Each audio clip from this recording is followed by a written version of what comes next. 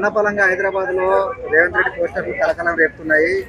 తెలంగాణలో సారీ హైదరాబాద్ లో 1,00,000 ఇండ్లు మొదటి విడతగా ఇందిరమ్మ ఇండ్లు అని చెప్పేసి పోస్టర్లు ఎక్కడ చూసినా కలకలం చెప్తున్నాయి. దానిపైన మీ అభిప్రాయం ఏంటన్నా?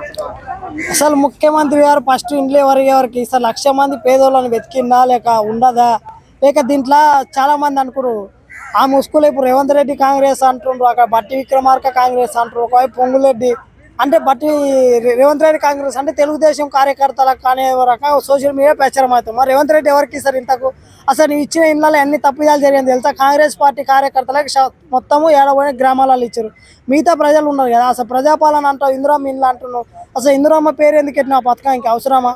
పెట్టి చెడ్డ పేరు చేస్తున్నారు. ఇందిరమ్మ పేరు పెట్టినా ఇండ్లనేమో మా దొంగలకు అన్ని అప్పచెప్తున్నారు. అసలు ముఖ్యమంత్రి ఒక్కసారైనా రివ్యూ చేయలేదు. ఆ మంత్రి ఎవరైతే పొంగులేటి శ్రీనివాస్ రెడ్డి మొత్తం మీడియా కదా గప్పలు కొడతా ఉంటారు. నిజంగా ఇల్లు లేని వాళ్ళకి ఇల్లు వస్తాయని నమ్ముతున్నారా మీరు?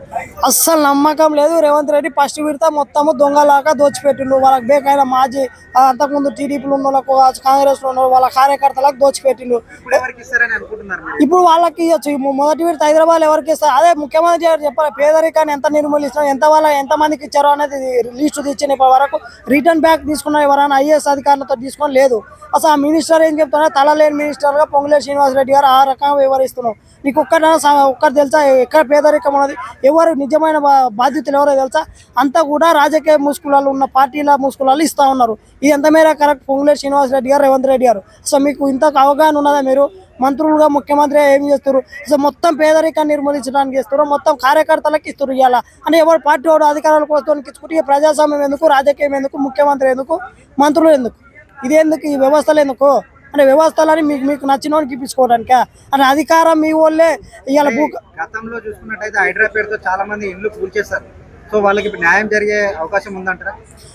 వాళ్ళకు మొదటి విడత వాళ్ళకు 1,000 ఇండ్లు 2,000 ఇండ్లు ఎన్నుకుంటే వాళ్ళకి ఇవ్వాలి ఫస్ట్ ముఖ్యమంత్రి. అట్లా అయితేనే ఆ మంత్రికి బాగుంటుంది, విలువ ఉంటుంది ఆ పొంగులేటి శ్రీనివాస్ రెడ్డికి. అసలు పొంగులేటి శ్రీనివాస్ రెడ్డి మొన్న వేదిక మీద చూసిన వాళ్ళ కొడుకు అమెరికలు వాళ్ళకి ఇల్లు వచ్చింది. ఆయన ముందే ఆ పొంగులేటి శ్రీనివాస్ రెడ్డి ముందే చెప్తున్నా. అంత ఇంత దౌర్జన్యంగా జరుగుతున్నా కూడా వేరే ప్రతిపక్ష పార్టీ కూడా అడగటం లేదు. ఇక్కడ ముఖ్యమంత్రి అసలు ఆయన ఆలోచనలు ఎంతసేపు ఫ్లైట్ వేసుకొని తిరుగుదామో, అక్కడ పోదాం ఇక్కడ పోదాం అని కాదు. అసలు ఇందిరమ్మ ఇళ్ళల్లో చాలా అవినీతి జరిగింది. ఇప్పుడు కూడా మళ్ళీ సేమ్ అవినీతి జరిగి వాళ్ళకి బేకైన రకరకాల రాష్ట్ర కర్ణాటకలకు, ఆంధ్రలకు, అన్నోళ్ళకు కూడా దాంట్లో భాగస్వామ్యం చేస్తున్నారు.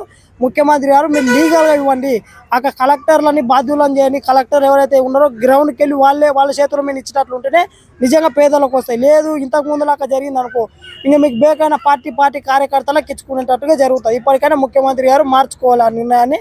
దయచేసి కలెక్టర్లకు బాధ్యతలు అప్పచెప్పి నిజంగా గ్రౌండ్ లెవెల్ పేదవాళ్ళో వాళ్ళకి వెళ్ళి హైడ్రా వల్ల ఎంతమంది బాధ్యతలు ఉన్నారో వాళ్ళకి ఇవ్వాలి. హైడ్రా కూడా వచ్చాయి విచ్చల విడిగా పోయింది, పేదవాళ్ళ మీదకి పోయింది. ఇలా ఉన్న వాళ్ళ మీదకి ఎక్కడ పోతాయి? హైడ్రా కమిషనర్ని మనం చూస్తున్నాం, హైకోర్టు షికార్లు వేస్తున్నది. సో ఆ రకంగా వివరిస్తున్నాం. హైడ్రా కూడా ఎందుకు వివరిస్తున్నాం అంటే చూడాలి.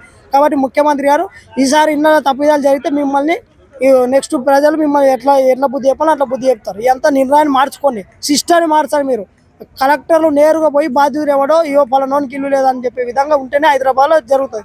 లేదంటే మొత్తం దళారులకు ఇచ్చే పరిస్థితి ఉంటుంది. ఆయన రకరకాల పార్టీల దళారులకు, టీడీపీ కాంగ్రెస్ వాళ్ళకు ఇవ్వాల్సిన పరిస్థితి వస్తుంది. కాబట్టి కర్ణాటకలకు చిందూరులో ఆంధ్రోళ్ళు కూడా ఉంటారు. సో ఇప్పటికైనా ముఖ్యమంత్రి ఆ నిర్ణయం మార్చుకొని పారదర్శకంగా ఐఏఎస్ అధికారులను నియమించి ప్రతి ఎక్కడైతే ఉన్నదో హైదరాబాద్ ప్రాంతాల్లో వాళ్ళకు పేదవాళ్ళకు కూర్చున్న వాళ్ళకు నిజమైన పేదవాళ్ళకి ఇస్తే బాగుంటుందని కోరుతా ఉన్నాను.